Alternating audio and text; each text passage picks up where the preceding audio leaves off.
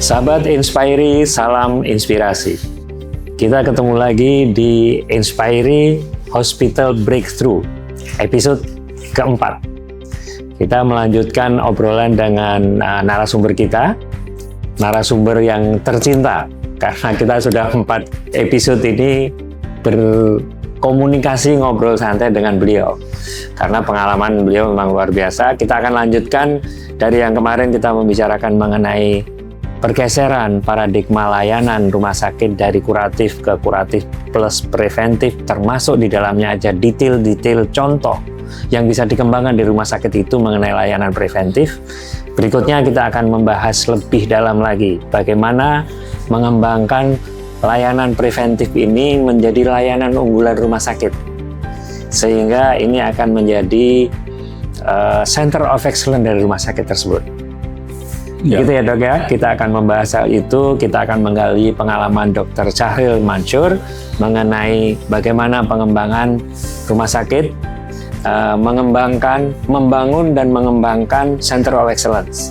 Yang ujungnya nanti tentunya Center of Excellence ini tidak hanya untuk pasien BPJS, tapi juga pasien non-BPJS, termasuk di dalamnya yang pundi-pundinya sangat menarik bagi manajemen rumah sakit tentunya adalah asuransi dok.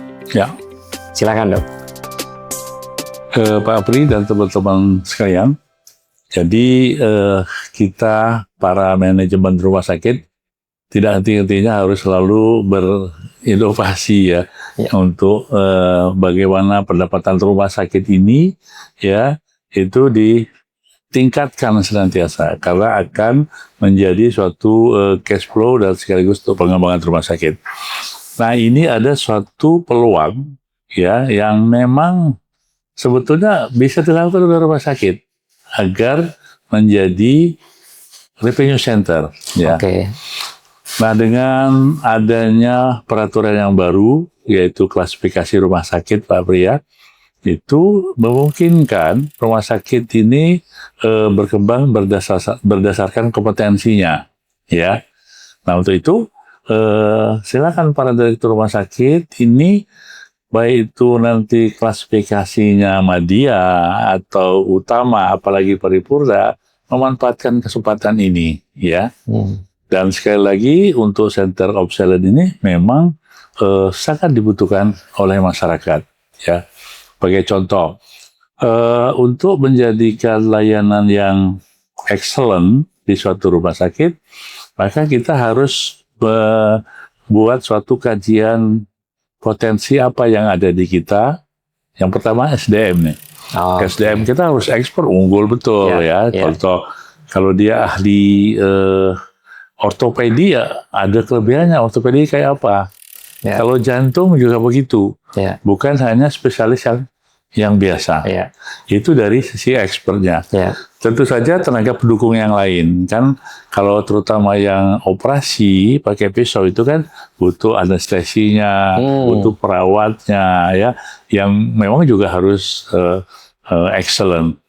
Nah, yang kedua adalah alatnya Pak Apri. Jadi nanti kita bisa dipublish ke masyarakat. Kita mempunyai Center of Excellence ortopedi banyak. Center of Excellence jantung. Kita paparkan nih tenaganya siapa saja, kemudian alat yang kita miliki apa saja. Nah, sehingga masyarakat tuh, oh iya ya, memang bagus di situ. Termasuk sarana prasarananya, ya. Dan jangan lupa untuk Center of Excellence ini, masyarakat itu mau membayar lebih atau membayar mahal, tetapi dia nyaman, ya, kemudian puas dan ada suatu kepastian. Nah, ini harus digarap nih oleh teman-teman ini bagaimana menyiapkan Center of Excellence di rumah sakit kita, SDM-nya, alat kesehatannya. Karena kalau ini tidak dipersiapkan, kita seperti halnya melayani pasien-pasien umum biasa. Padahal Center of Excellence ini memang dibutuhkan di Indonesia untuk rumah sakit yang memang punya kemampuan. Sehingga teman-teman direktur ya berlomba-lomba lah untuk memunculkan Center of Excellence di rumah sakitnya masing-masing begitu Pak. Siap dok. Jadi sangat menarik nih mengenai bagaimana membangun dan mengembangkan Center of Excellence. Jadi tadi dokter sampaikan paling tidak ada 3 poin.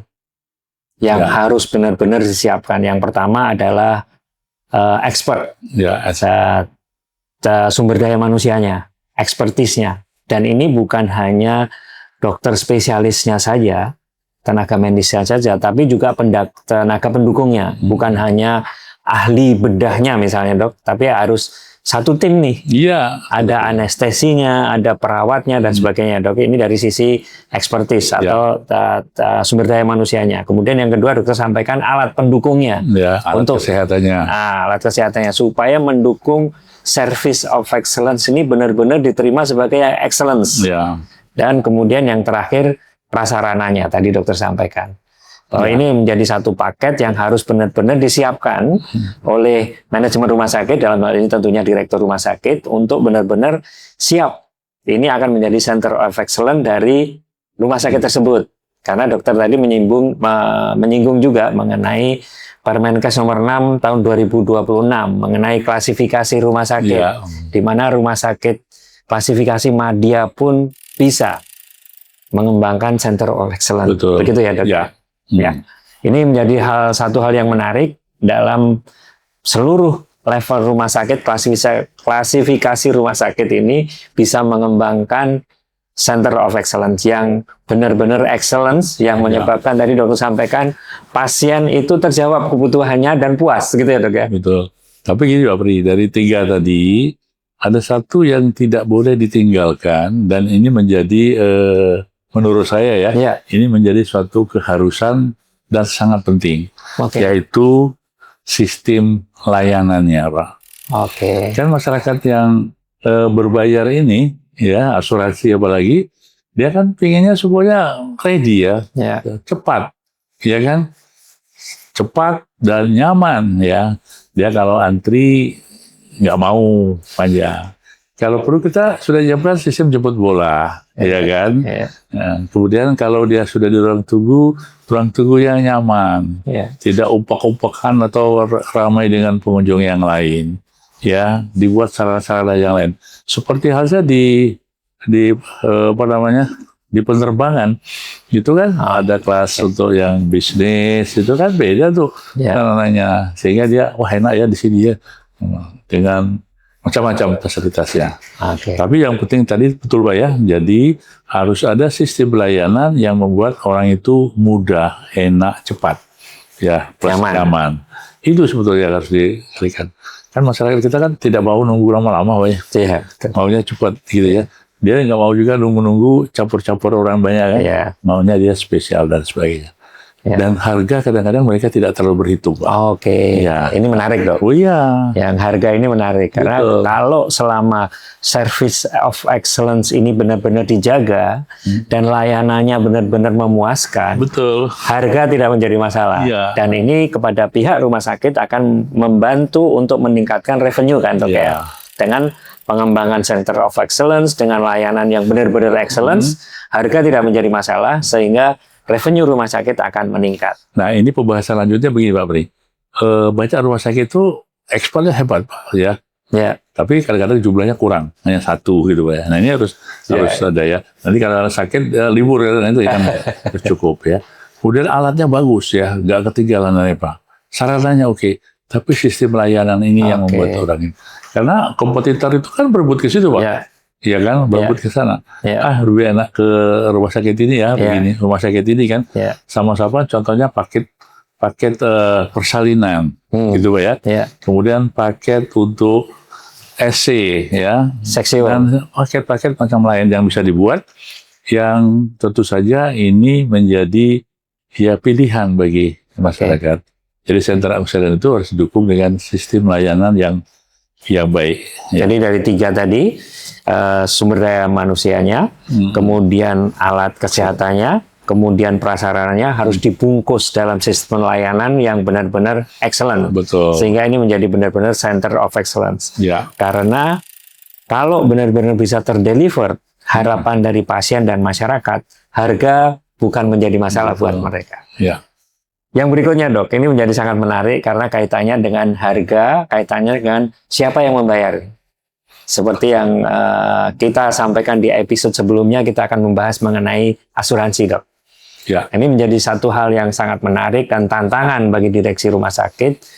Bagaimana sih bekerja sama dengan sistem asuransi, Ya. terutama asuransi swasta nih? Bagaimana pihak rumah sakit bisa bekerja sama dengan baik nih dengan pihak asuransi sehingga ini benar-benar bisa mengembangkan revenue rumah sakit. Betul. Silakan, Dok. Jadi pembiayaan di rumah sakit ini selain BPJS adalah pembayaran sendiri, kantong Out of sendiri, pocket, ya. kemudian membayar melalui asuransi, Ya. asuransi swasta. Ya.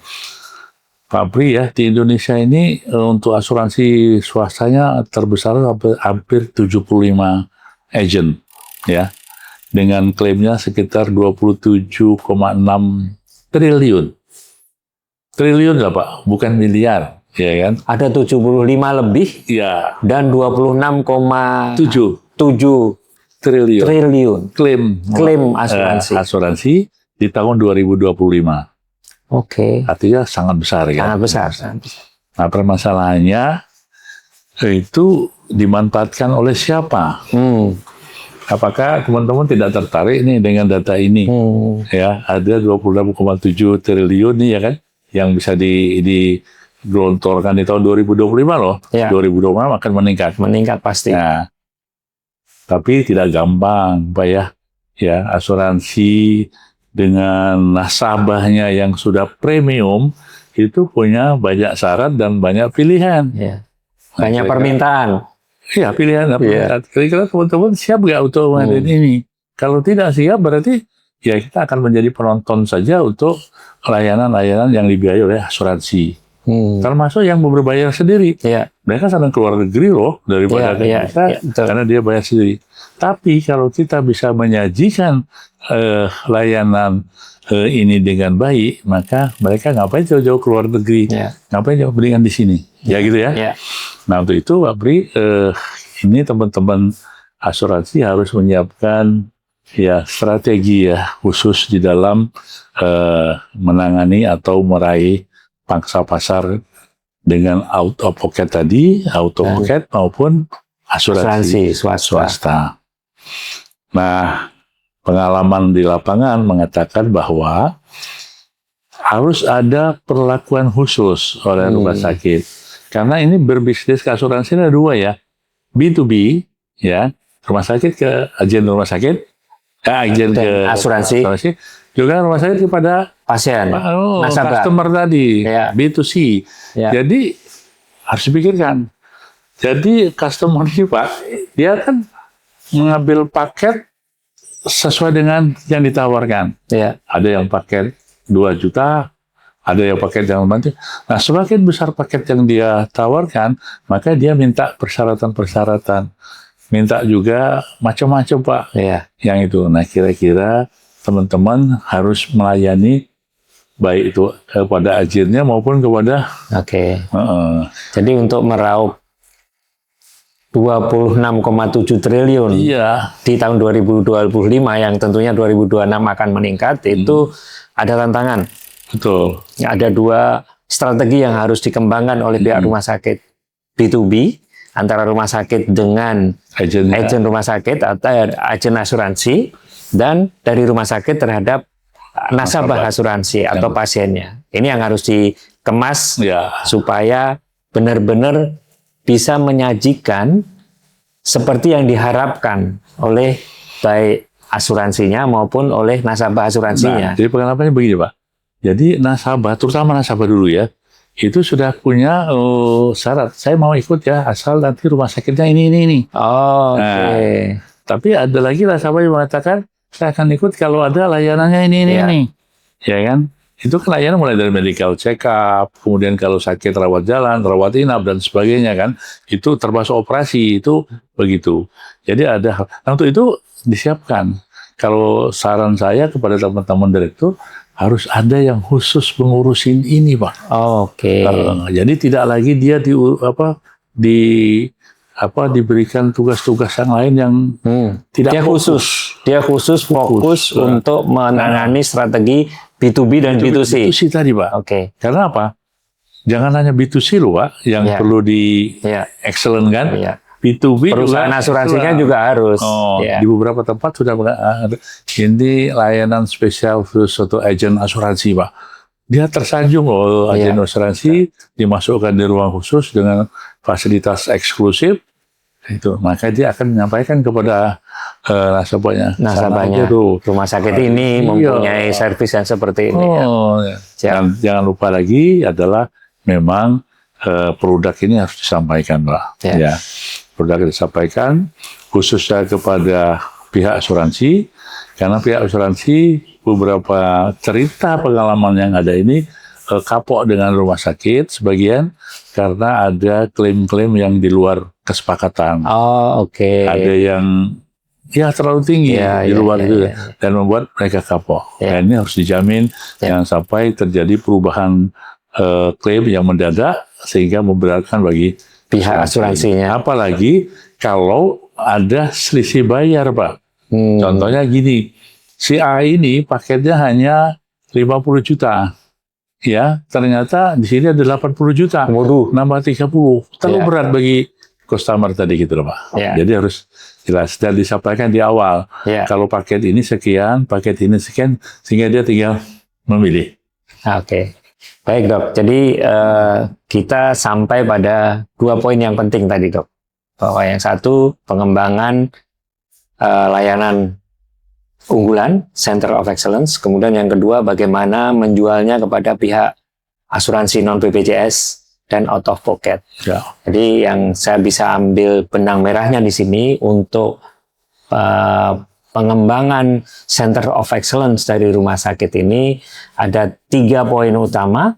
Yang pertama adalah sumber daya manusianya yang merupakan tim, spesialis dan timnya. Kemudian yang kedua mengenai alat kesehatannya yang mendukung layanan yang diberikan oleh tim ini.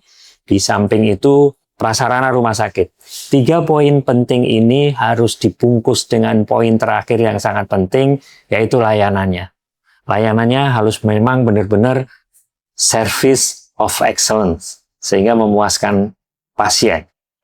Berikutnya yang tidak kalah penting, tadi sudah disampaikan Dr. Syahril juga bahwa kepada siapa Center of Excellence ini dijual, yang sangat menguntungkan. Karena kalau Center of Excellence ini benar-benar terdeliver, harga tidak menjadi masalah buat pasien. Tentunya yang kita tuju tadi Dr. Syahril juga menyampaikan ada market yang luar biasa besar. Ada 75 agent asuransi lebih di Indonesia dan klaim di tahun 2025 yang sudah keluar itu 26,7 triliun rupiah. Ini market yang luar biasa. Nah, berikutnya Dr. Syahril juga menyampaikan tadi bagaimana dealing dengan asuransi, baik perusahaan asuransinya maupun pasiennya atau nasabah asuransi.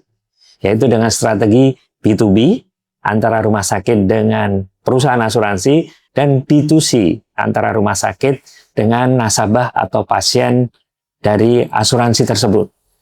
Yang tips yang diberikan oleh Dr. Syahril adalah rumah sakit harus membentuk tim khusus menangani asuransi. Jangan dibebani dengan tugas yang lain. Karena ini sangat penting untuk memastikan asuransinya mengirimkan pasiennya kepada rumah sakit kita. Karena ini menjadi pundi-pundi yang luar biasa membantu rumah sakit untuk cash flow-nya terus meningkat. Revenue center-nya menjadi terus meningkat. Saya kira itu sangat bermanfaat episode keempat ini mengenai Center of Excellence dan Insurance. Terima kasih banyak Dr. Syarif Mansur atas masukannya. Sahabat Inspiri, salam inspirasi.